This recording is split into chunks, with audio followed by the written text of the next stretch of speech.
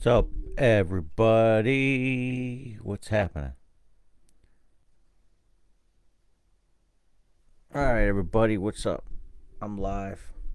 You might be able to hear me, you might not be able to. I don't know. It was testing fine, the audio, so hopefully we're on. Uh, yeah, Shawn P. Greene. You can go to ShawnPGreene.com if you wanted to check me out above and beyond some of the things that I think and feel, some of my experiences and thoughts and blogs and all kinds of stuff. Always check that out. It is Tuesday, January 13th, 2026, 9 p.m. Eastern.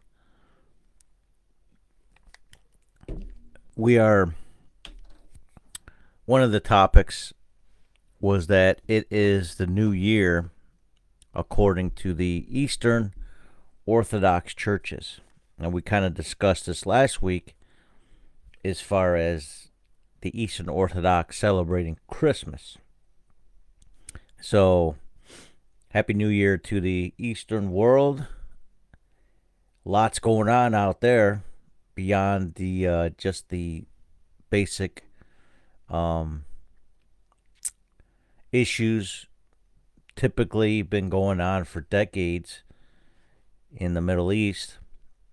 But as you know, there's a lot going on in Iran right now. For those that don't know, there is a resurgence within the country of people that want to return back to the pre-Islamic takeover days.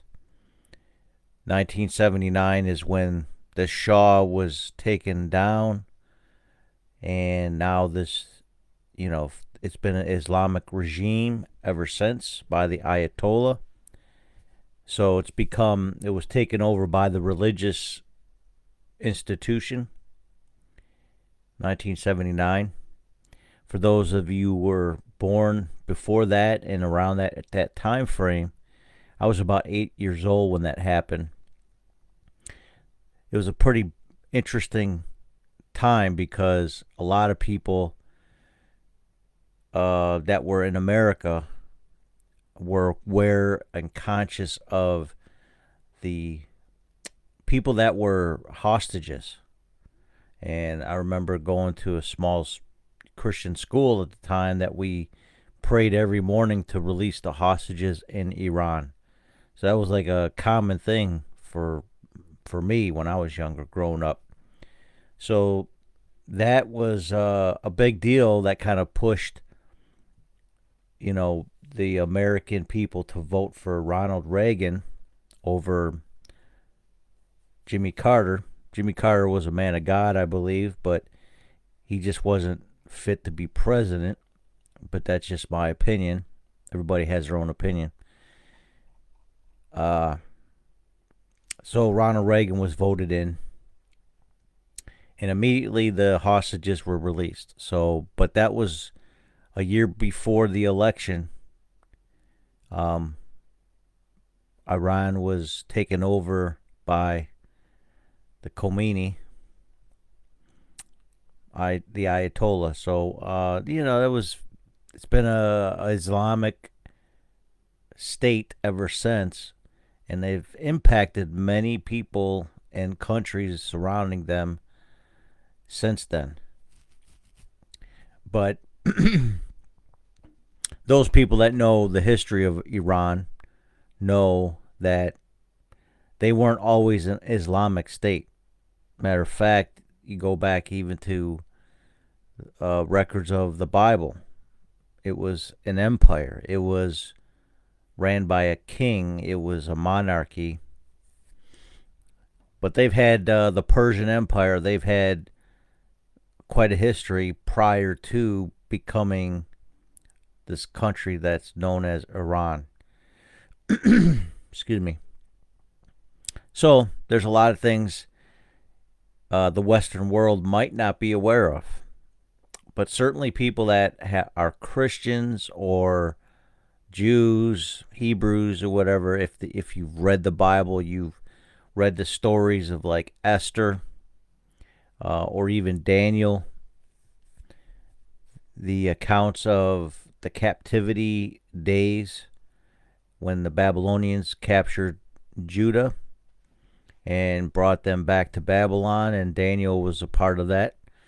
And eventually, Daniel was taken in with the Persian king as well later on.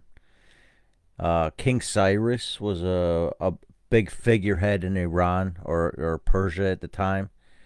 And then also Artaxerxes and Xerxes and a couple other kings that were mentioned during the time of Esther. And, mind you, some people want to say that the book of Esther was just a story or a fairy tale. I wasn't there. I'm not going to tell you if it was or wasn't. There was no mention of God in that book, but yet they were still believing that they could be delivered, and they were still fasting. So, Persian Empire has a long-standing history prior to the Islamization of that region. And mind you, Iran was Zoroastrianism, influenced heavily by the Babylonians, and they were astronomers. They were very smart, wise, science. I'm sorry. Okay. I'm just looking at some of this headlines, so it's telling me to close some of these things. The broadcast is choppy, maybe on Facebook. I don't know. So,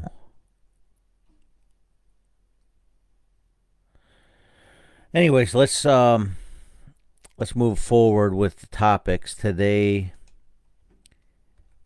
Ice is a huge topic, and I'm not talking about Vanilla Ice, Ice Cube, or Iced Tea. I'm not trying to make dad jokes here, but so be it. But yeah, ice. It's the topic of the town. People are up in arms in America, especially. Hang on a second. I'm just trying to change the lettering on some of this stuff here. Ice is in hot water for one of the officers killing somebody that allegedly was running him over. There have been several camera angles now released from all over, up high, down low, side by side, whatever, that indicates that she did push the gas pedal down hard and did bump the ICE agent that was in front of him. To me, that's apparent. Was it justified to shoot her dead after that incident? My take is no. Was not justified to use deadly force, although she was using a very heavily, a heavy device attacking him. I could see where the knee-jerk reaction would be to return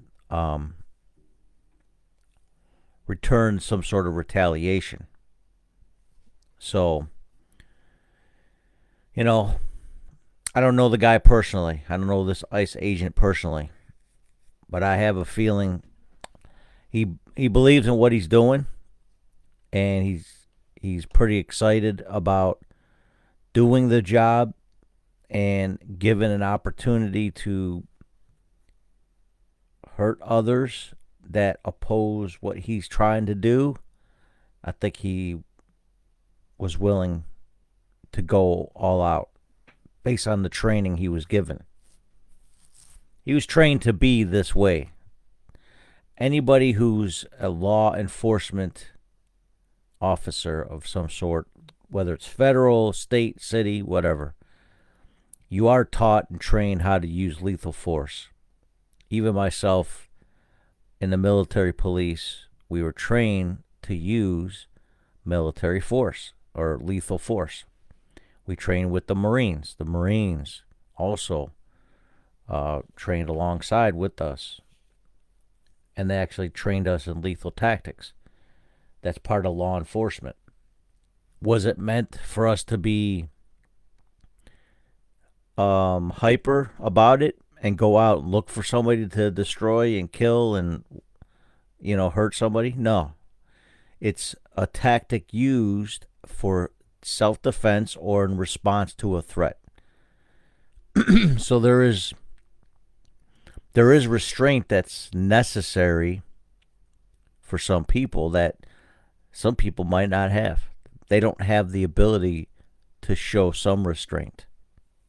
Am I justifying anything? Do I justify her actions? No. Do I justify his actions? No. But they are justified, both of them, in a sense, according to their perspectives. So I'm not gonna try to be on the fence, but I don't see how killing her was the solution. But she definitely should not have put her foot to the pedal like her wife said to do. I think there was a provoking there because of high, intense emotions going on against ICE agents being in people's neighborhoods. All right, so remember, ICE agents are there. Their whole purpose is to sweep across the U.S., really, not just Minnesota, Minneapolis, St. Paul, Minnesota, wherever all these major incidences are going after a group of Somalis. The whole purpose is to sweep the country and get rid of illegal aliens. So, and most of them are the top of the list are the criminals, not the average people sneaking in trying to get asylum. We do have a lot of asylum seekers that are in this country, and they went about it legally. But there are a lot of people, thousands of people, that are here illegally. I'm just going to bring this up.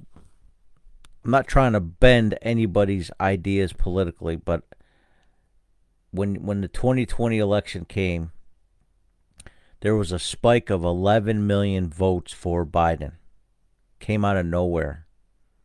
And that's about the estimate about how many illegals came across the border from Obama's time up until Trump's time even. Which is why the border wall was what his initiative was. One of his plans was to prevent that. Step 2 would have been to start deporting the criminals, the ones that are really bad in this country. MS-13 members come to mind. Okay. Venezuela, another topic on this little discussion. They were raping people. They were criminally acting illegally here in this country. They weren't seeking asylum. They were looking for opportunity to rob, to destroy, to kill, to rape. Not all of them. I'm not going to say everybody. I'm not lumping everybody together. But the ones that typically join a gang, their whole initiative in life is to maintain that status as a gang member. They're not going to be soft about it. And part of that is killing cops. Some of it's, just acting like an animal, raping women and children. It's a terrible life to have to be in to maintain kind of a social status in a gang. But that's their life. That's part of what they bought into. They might have had a bad home life, or because of Venezuela has had very poor conditions, poverty can really change a person to, to act and to have a criminal lifestyle. So that's really what happens. When somebody is poor, people get desperate. They become scam artists. They become hustlers. They become, get involved in illegal activity. And then sometimes it's just greed in general. Some people, like the mob and other mafia, or, all kinds of organized crime, they just do it because of greed. They just want to be ballers. They want to be rich, and they don't want to go the normal route to go in the system of working for the man for 40 years to get a watch at retirement, and that's it. Pat on the back. Hey, thanks for working hard for us. Here's your minimal reward. People want instant gratification. They don't want to work. They don't mind working hard on something as long as the reward is greater than just working hard for little reward. That seems to be a lot of people's that go into organized crime. They become greedy. Some people rise to the top as a capo or kingpin, or there's a lot of different titles for people that rise up in gangs. But their whole initiative initially was to just get out of poverty. I want to be successful in life. I don't want to struggle the rest of my life. So partially that's what they do, is they get into it for that purpose. All right, so let me just copy this here. I'll put this here.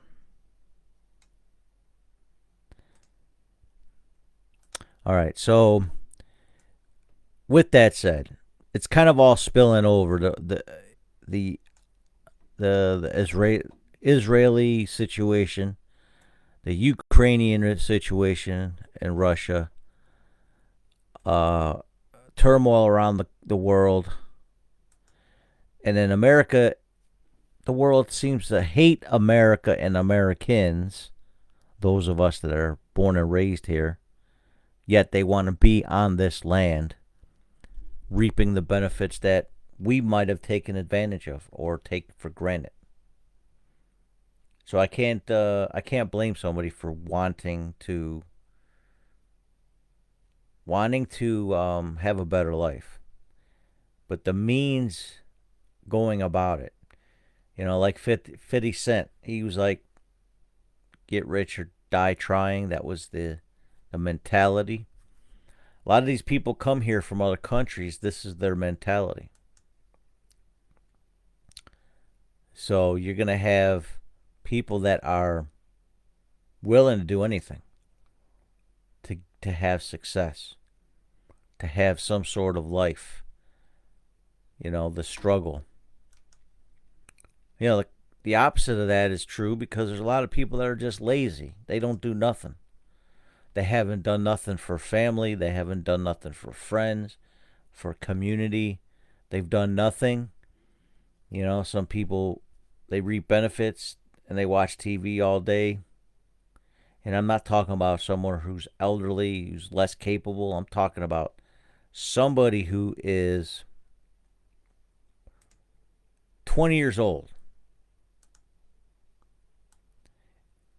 And they're still acting the fool.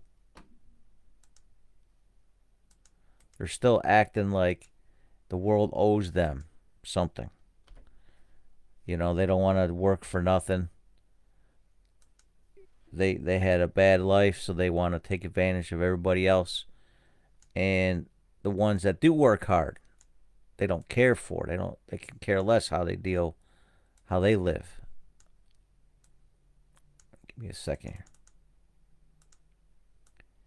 Just trying to copy this. Okay, so speaking of which, I want to shout out to my buddy out there in Bangladesh. He was attacked, and God bless you, brother. I see your pictures. Very unfortunate that you were attacked by what would be a Christian, you would think Christian community, a Catholic church or whomever. You're doing things for the Lord, but yet they got it. Whatever you said, I don't know what you said. I know you're a pretty vocal person, but whatever you said to make them mad, it wasn't justified. So I hope you heal quickly. But Iran right now, okay, Iran is in turmoil. As far as I understand, the government, you think ICE in America with killing that one lady, and when one life is not, it's not good. I'm not justifying this at all, okay? But you think that one lady is a problem? Try an entire country. Every little town. Tehran is just one city. Thousands of people are being slaughtered by their government or their regime, Islamic State, justified by their Quran. You don't think that's coming to America if you allow it? You know, Sharia law is pretty tough, and they're justified in slaughtering people that come in against the regime. People are fed up. They're poor. They want equality. People in Venezuela are relieved. They want equality. They don't like being poor. And I understand the Somalians do not want to be poor in their own country. But their culture is very different. They've trained them to be pirates. They've trained people, you know, in certain countries to scam. They teach people to make phone calls. How many know the Nigerian prince emails you've been getting for decades since email was created about the Nigerian prince has $5 million and he needs you to help them, you know, get it so that, you know, whatever. You know the scam. You know, Pakistanis, they have their scams. India has their scams. Americans have their scams. It doesn't matter what country you're from. You could be from what's considered a third world country, or you could be considered from a wealthy country. Scammers are everywhere. Some of them are in the form of corporate America. Again, I'm not justifying the actions taken by this one guy in America who killed a guy that ran an insurance company, or he's a CEO of an insurance company. I think it was insurance. He's on trial. You know, I'm not justifying that, but it's a result of people complaining about insurance prices skyrocketing in this country. And I believe that corporate America is greedy, just like a mob, just like a mafia, just like organized crime. To me, it's kind of like a legalized way of being a scammer. Insurance company, you know, I think insurance, medical, all this stuff over the last 50 years in America has really skyrocketed in cost because people are greedy. There's a point in a capitalistic society where you got to say enough is enough. And greed is not should not be the response to creating wealth for the very few. Now, I don't believe that um, a lot of the Democratic Party wants to impose higher taxes on greedy people, and I agree to that. To an extent, because there are a lot of tax dodgers in America that don't pay anything, whether it's a personal tax or corporate tax. They are eluding taxes. So, so there's corporate greed, and I believe that one of the good things though is those that are wealthy, that are generous with their funds, with their personal wealth, they help a lot of people around the world that are impoverished. There's a lot of generosity with the wealthy. So they might not be taxed by a government as well as the average citizen, the middle class especially, but they do contribute. You know, for the most part, they're philanthropists. They're givers, and I think in America we're rated as probably the most giving country in the history of the world, giving to missions around the world, giving to people that support Christian ministries, even disaster areas. So there's a lot of people that do give. And most of the time, the people that give the most, they're not the most wealthy people. The percentage of giving seems to be unbalanced when it comes to people helping the rest of the world. But I digress. ICE, Iran, Venezuela, Orthodox New Year. That's today. And then Apple AI. So AI is taking over.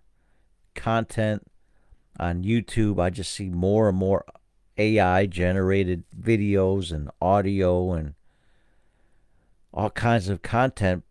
Some of it's informative, and I've watched a few things, get a lot of information. But you have to be careful because you don't know what the source of the information is. You might think you know what the sources are. That video that was created by AI is not the primary source of the information. Although AI can gather many sources to put together some information, it's not always 100% accurate, but it seems to be getting close. At least it's kind of like it's kind of gathering information from many sources, creating a consensus of an idea, a question, a thought, or a topic. But unless you lived in these societies around the world, you don't really know who's truthful. You know what I mean? You don't know who's truthful with their information.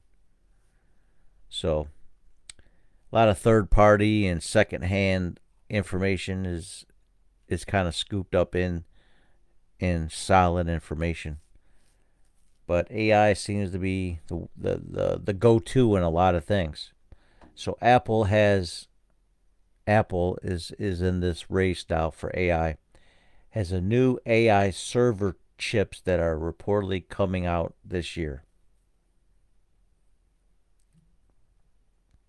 Samsung and Google and X and everybody else has got this AI stuff going on everywhere. So it's going to be harder and harder to know who is. See, I got all this mess behind me, so you can see I'm in a real environment. It's not fake environment. So this is the real me. but you're going to see more and more videos, and I'm watching how the quality of the videos are getting so crystal clear. You will not be able to know the difference between what really happened and what was created by AI. Now there might be some limitations that some AI allows, but really it's a wild west of content creation now. And songs. I'm listening to songs on the radio. Some of it like Christian or West, country, or that sound like it's AI generated, or at least it was written by somebody that was creating AI and they copied it or something. It just seems like AI is now taking over content creation. Film scripts are being written quicker. Graphic novels. It's really less human thought and more computer generated stuff. So we're really missing the element of the human nature with all its flaws, with all its, mistakes. We're not getting that anymore. AI is taking over. And, that's why it's good, in my opinion, as a Christian, to have a hard copy written Bible to read and rely on and study and dig deeper with. You can use AI tools for studying and apps and websites and all whatever other tools it takes, but there's nothing beats having a hard copy Bible to read, to study it, and to really let the Holy Spirit show you what the Word is saying, or what at least God's trying to tell you directly. Could be just for you. If you're like me, sometimes you create messages, you lead Bible studies. The Bible is a good tool to understand how to lead people into a spiritual maturity.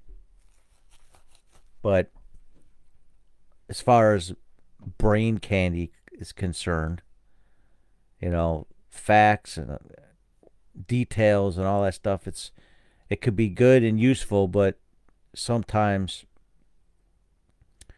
you get lost in beefing up knowledge up here, but really having no change in here.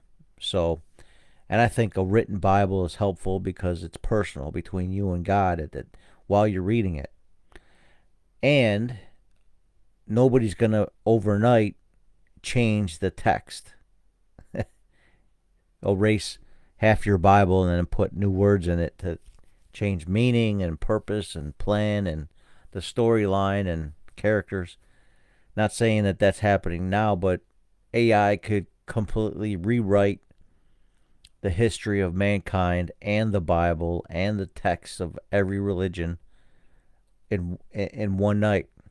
That's how much power, computing power we have now. So read the Bible for yourself. That's my lesson for that. And then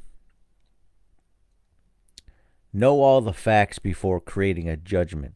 The problem that I see, especially with the news, I'm not saying that the news is AI generated, but some stuff on YouTube is, and you're not going to get the full perspective on what's going on. That's what stirs up emotions. People are against ICE, fine. I understand. How you handle it shows me maturity level, understanding, intelligence. A lot of that is missing. You get a bunch of unintelligent people that just fly off the handle emotionally in a room together. It's going to be a fight. There's no debating. It's just talking, or no talking. It's just fists are flying, weapons are drawn, people are hurting each other. Verbally, they get to a point where just like, I don't want to argue no more because I'm ignorant and I don't really want to debate anything. I just want to hurt people because my belief is important to me and I want you to feel pain because I hate you or I'm against your opinion and I don't want your opinion to come out. To me, that's what wars become. It's just verbal issues that can't be hashed out with, with debate, with diplomacy. To me, it's just weak-minded people. But yet, hey, somebody swings a bat towards my head. What am I going to do? Say, hold on, let's talk about this for a second. No, I'm also going to react in kind. So, but it's who takes the first swing, who makes the first threat, who does the first attack. That's what starts the ball rolling to go in that direction between 2, 3 parties even. It's conflict. ICE is trying to make America safer. But the people that they're deporting, somehow they've been integrated into the community long enough to be missed. Some people, not everybody. The criminals got to go. That's just, to me, there's no debating that. The ones that are coming to this country and causing harm to citizens, taking advantage of the systems that the citizens are not reaping the benefits properly from, they got to go. That's just my opinion. All we're doing is enforcing that. But how it's done, some people are, that's the debate. That's the rebuttal. So I understand. I get it. People are mad. They're emotional. And they do things that are irrational at times. It's the heat of the moment. Think of a married couple when they argue or complain to each other about one person did the other thing, and then it becomes a shout fest for, an hour, and then all of a sudden it gets beyond the shout and could get violent. It's not good.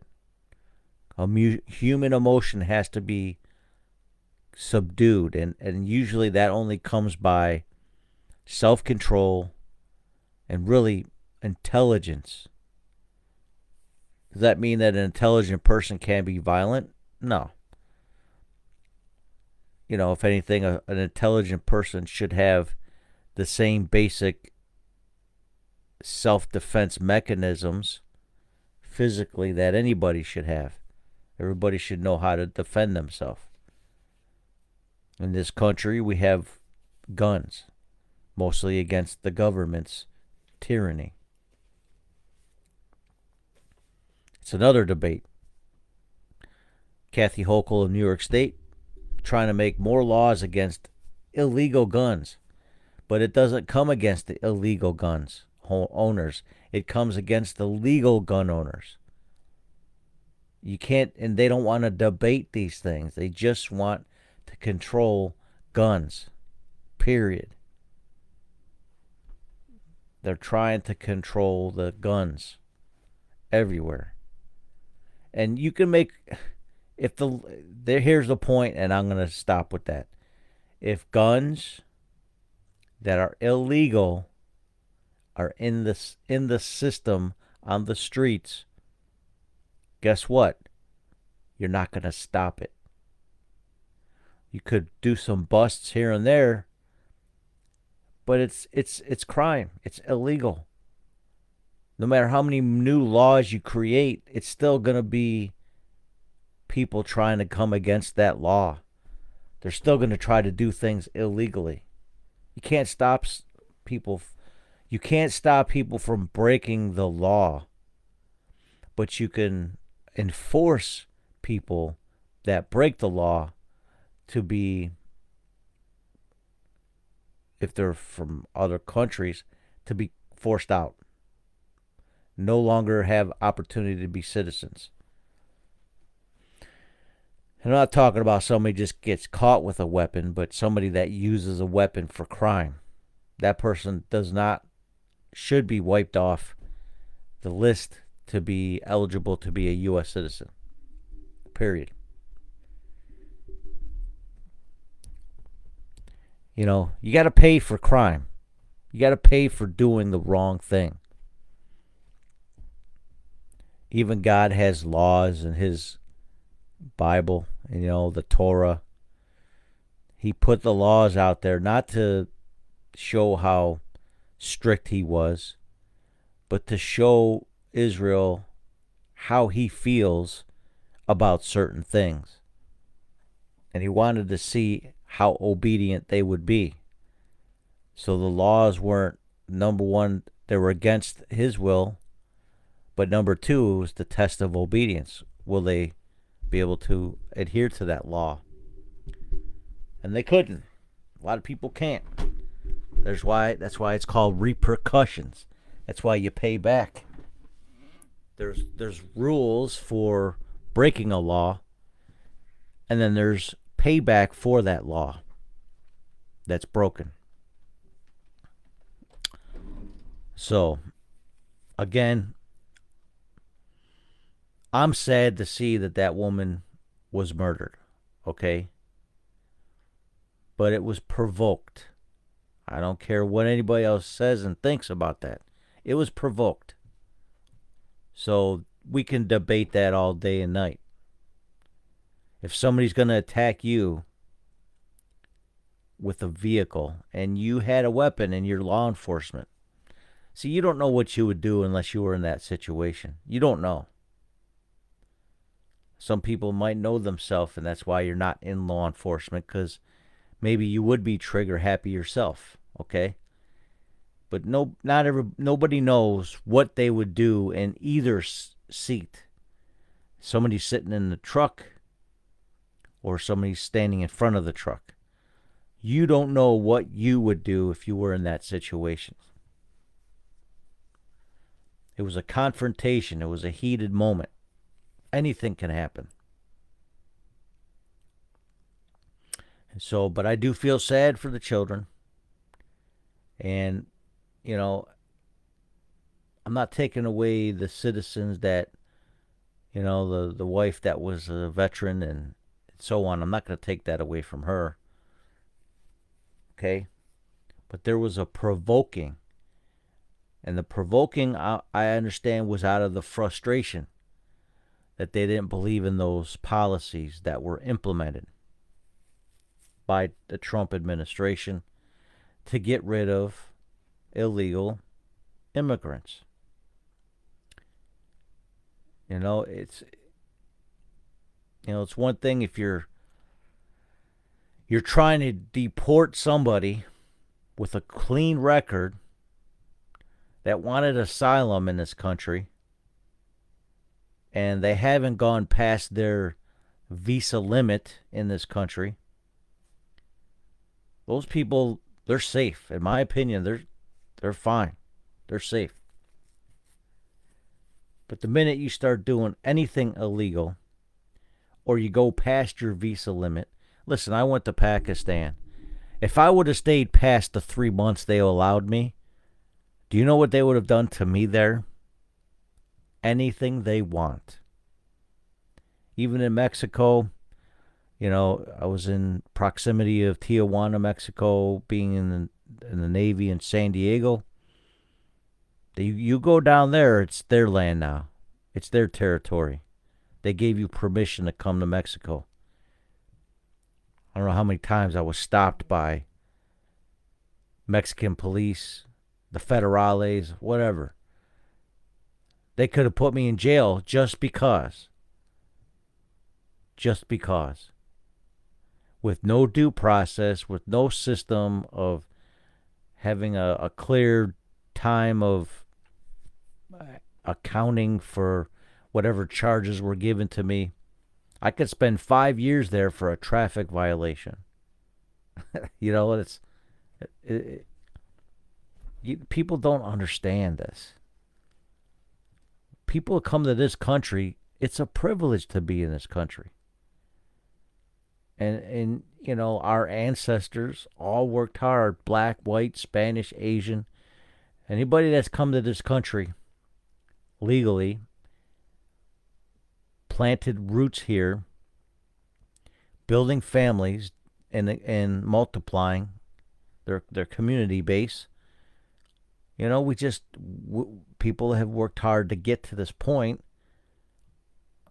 It's not fair that other people come to try to get behind all of us the last 250 years, 300 years, whatever, to take advantage of us. I can't say the last 300 years, America was only 13 colonies when they first started, but matter of fact, 250 years now. This year, 1776 till today, 2026, 250 years. It's a big year. And many people around the world would like nothing better than to have all of America's resources taken advantage of for their own benefit. And if they can't get it outside scamming, phone calls, mail order, all this stuff, they're going to try to do it from within. And they've done it. The Somalis were, smart people, how they've operated over the years. I think a criminal should pay for what they've done wrong, but the struggle is real, and I can't blame a man for trying to hustle. You know what I mean? I get it. You got to hustle. You got to get whatever you can in order to survive in this world, period. But if it comes at the cost of innocent people, law-abiding citizens paying your way, that's, to me, I think we draw the line with that. So, anyways, that's all I got. I got no chatters tonight. I don't know if anybody's will log in later, but I'm hoping that you guys join in and interact more as the weeks go on. Tuesday nights at 9 p.m. is my goal to do this, Eastern Standard U.S. time. And let's have a good time debating things.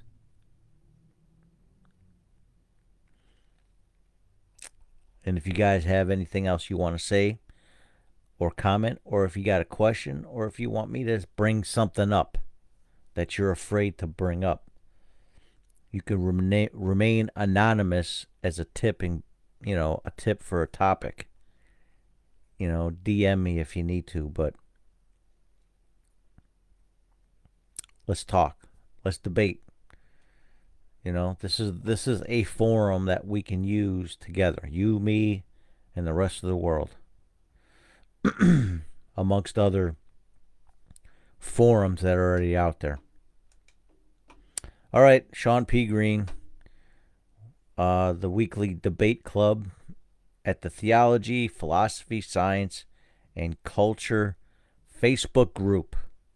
It's Facebook Live. And I think I forgot to put that up there. Facebook Live.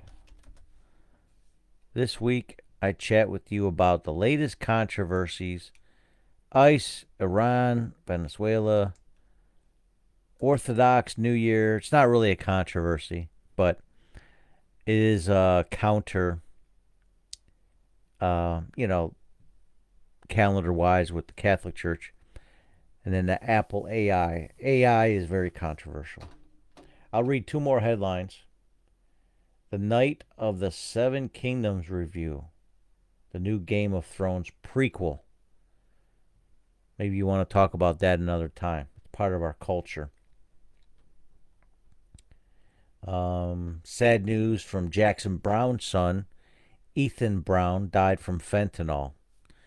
This is why we're part of this Venezuela destroying those boats, coming over to the Americas, to the United States. The fentanyl has gotten out of hand in the last 10 years. Okay, and and Amelia Clark is done with the dragons from Game of Thrones, right? That's where she was in, or whatever that show is now. What else? What other topics? 34-year-old spent a decade chasing a K-pop debut. Now she's a Golden Globe winner. All right, Golden Globes were this weekend. I forgot about that. Awards, yay! Any controversies you want to talk about when it comes to the awards season? Maybe we'll talk about it for the Academy Awards coming up too. But Golden Globes is film and television, song and dance, all that stuff. Music awards are coming up. And then, let's see, Entertainment Weekly was talking about Matt Damon was helping Ben Affleck through troubling divorces and alcohol addiction. So, it's always good to have a friend that can help you through some tough times. Celebrities are humans too. They go through normal stuff. So they'll feel like you know what I mean? Like anybody's better than you because they have celebrity status. Everybody goes through stuff. So, and maybe one more topic here. Let's see. Chanel Jones. I don't know if you're an NBC Today Show fan, but Chanel Jones, one of my favorite television personalities, says she breaks down while making Today co-hosting debut with Jenna Bush Hager. So that's great. Chanel Jones is elevated to the Today Show's live with whatever. It used to be, man, Kathy Lee was hosting it, Hoda Kotb, Jenna Bush, and a couple other people joined her, and now it's Chanel Jones. All part of that morning Today Show fam. So she's one of my favorites, though. She's very, very nice, good personality, family woman. So I'm happy for her. Although I never watched the show. Full disclosure, I might have caught a glimpse of it, but hey, that's somebody's entertainment too. So, anyways, we'll talk later, and remember, you can always go to ShawnPGreene.com. I'll probably load this on my Facebook or on my I'll forward it to my Facebook page, but then I'll have it on my YouTube and Rumble accounts. And I'm going to do other topics later on those platforms. But the Facebook Live is meant in this group for debating topics. And we're not really quite there interactively yet. Last week I had a couple people tune in for the first one. But, people watch it later. Perhaps Tuesday night is just too much for some people to be up after 9 p.m. Eastern, 6 p.m. Pacific, 3 p.m. Hawaii time. But maybe I don't have that reach yet. So, but anyways, thanks for listening. Thanks for watching. Always interact with me at ShawnPGreene.com. All my platform links are there. And you can always donate if you feel the need. I got some great announcements coming up, and I'll bring those up in the future. So keep it locked. Shawn P. Greene. Thank you.